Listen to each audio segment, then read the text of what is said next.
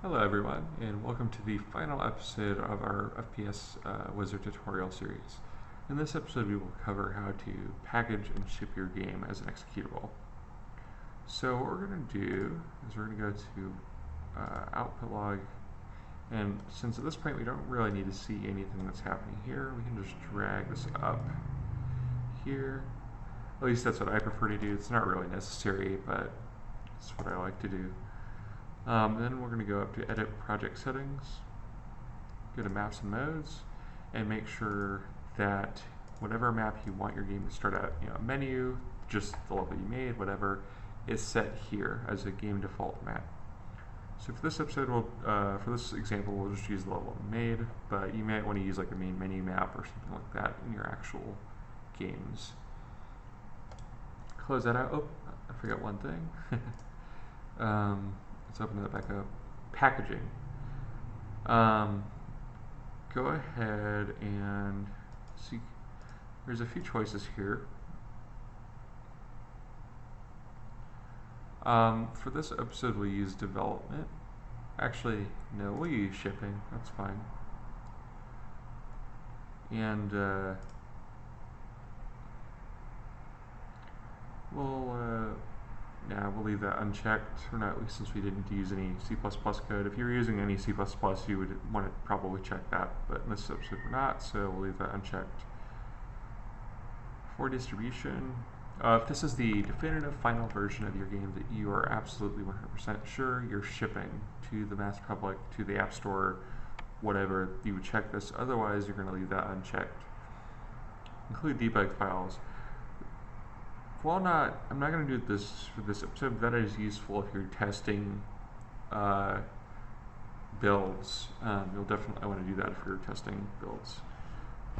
That'll give you a lot of useful information, as well as it'll give me some useful information if FPS Wizard happens to crash in a build, which I highly doubt it would, but if it does, send me the info. Anyways, let's go down here to cook only maps. Check that, and then check create compressed packages. And then we're going to add in the path to our map. In this case, I think it's just going to be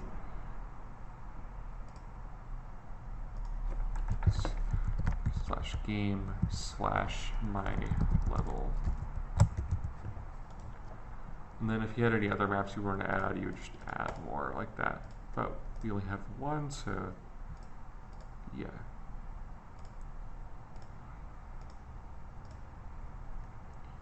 Alright, and then lastly, you can go down here to platforms and you can set specific things for each platform you're going to ship for.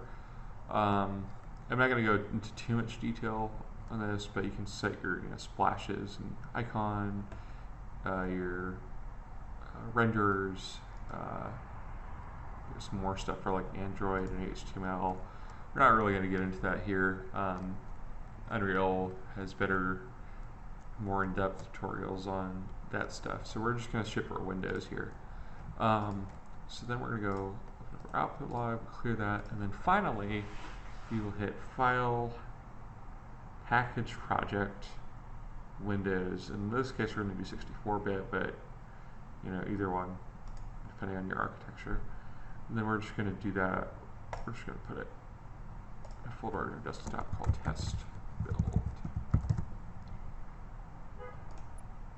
And then we will wait. I'm going to cut it here and come back when this is done. This will take a few minutes. Alright, so now we're going to go ahead and close our project now that our packaging is done. And we'll go to the desktop and open up our folder. And then there we go. Now I have an exe file, legitimate, executable, and we launch in and we're in our game.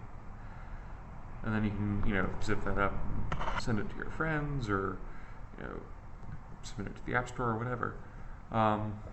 It's pretty awesome. So that is the end of our FPS Wizard tutorial series. I hope you enjoyed this, and stay tuned because we'll have a few more series coming up. Next one will be going a little more in depth into creating, using Unreal's blueprint system with FPS Wizard to create crazy awesome stuff. So thanks for watching, and thanks for watching the series, and I will see you guys later.